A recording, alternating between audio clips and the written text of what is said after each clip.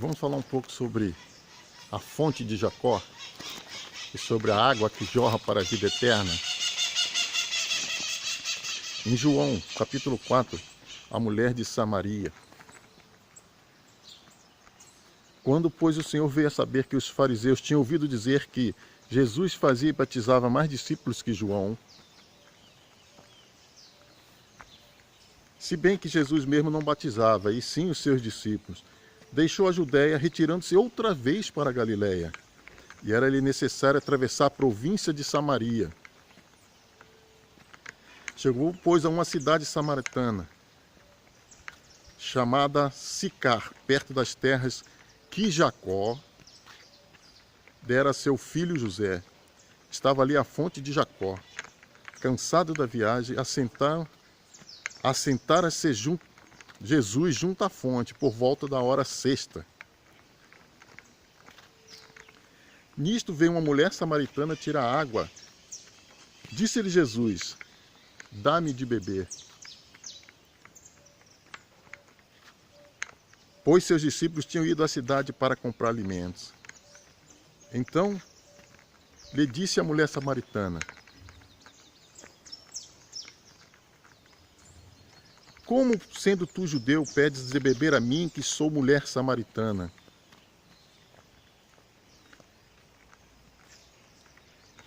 Porque os judeus não se dão com os samaritanos. Replicou-lhe Jesus: se conheceres o dom de Deus, a quem é o que te pede, dá-me de beber, tu lhe pedirias e ele te daria água viva. Respondeu-lhe ela: Senhor, tu não tens com que tirar, e o poço é fundo. Onde, pois, tens a água viva? És tu, porventura, maior do que Jacó, o nosso pai, que nos deu o poço, do qual ele mesmo bebeu, e bem assim seus filhos e seu gado? Jesus, porém, disse: quem beber desta água, tornará a ter sede.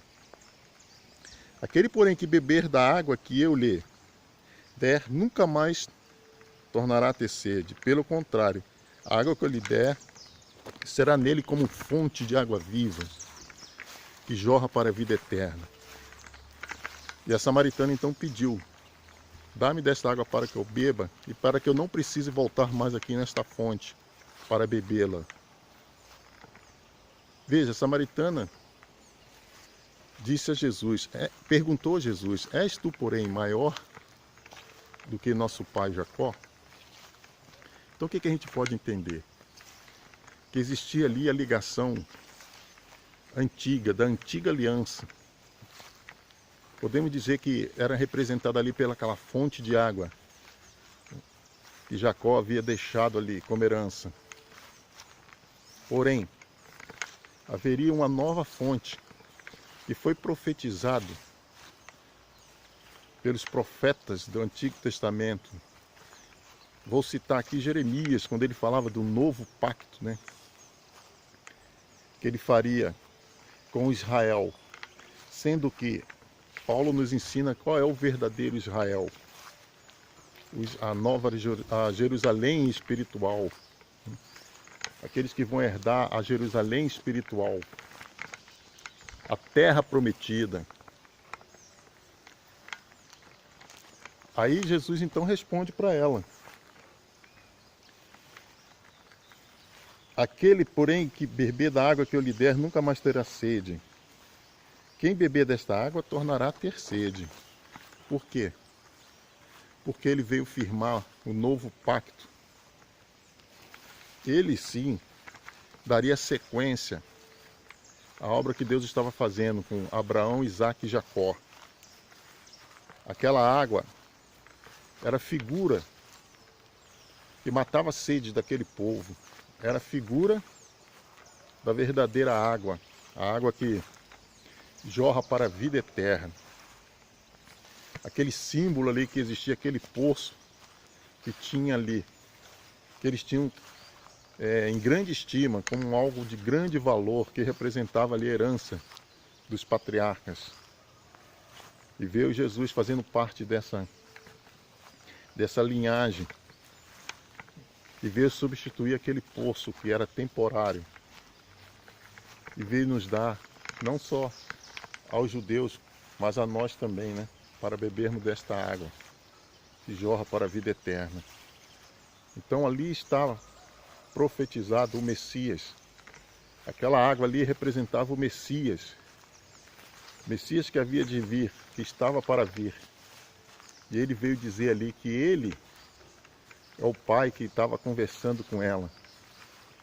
Ele que era o próprio que daria água viva para todo aquele que quiser, tanto judeus quanto gentios, beber desta fonte, desta nova fonte, a fonte que substituiria aquela. Aquela era figura do que estava para vir. Aquela ali era figura do que estava para acontecer na plenitude dos tempos, como os apóstolos mesmo sempre ensinaram. Então, todos nós podemos beber desta fonte agora. Não existe mais diferença entre judeus, samaritanos, gentios, enfim, ricos, pobres.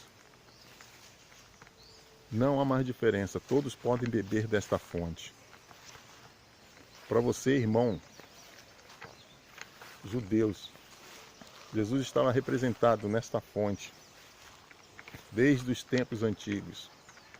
Você que ainda não crê que o Messias ainda não veio,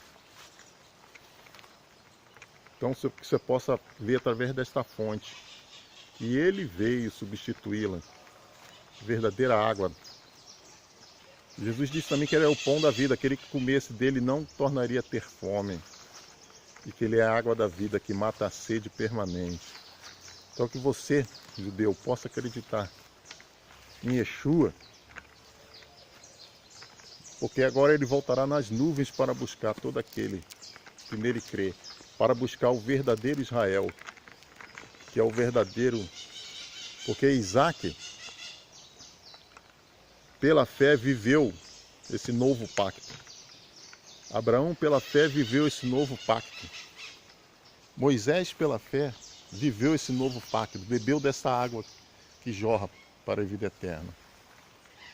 Os grandes profetas, os grandes homens de Deus do passado, que a Torá menciona, beberam desta água, desta fonte que jorra para a vida eterna, por intermédio da fé. Que você possa, a partir desse momento também, beber desta água, por intermédio da fé. Então aqueles do passado não ficaram, mesmo vivendo sob a lei, mas provaram da graça através da fé, bebendo desta água que jorra para a vida eterna. E já naqueles dias, eles experimentavam desta água fluindo dentro de seus seres. Que você possa também, como eles, pela fé, enxergar este novo pacto.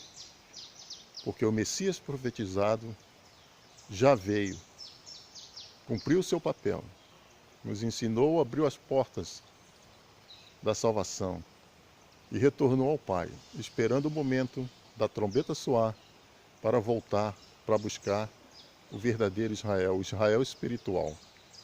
E que você, judeu, ou você que está ao alcance desse vídeo, possa, a partir desse momento, beber desta água que jorra para a vida eterna. Mata a sede permanente. Que Deus te abençoe. Em nome de Jesus.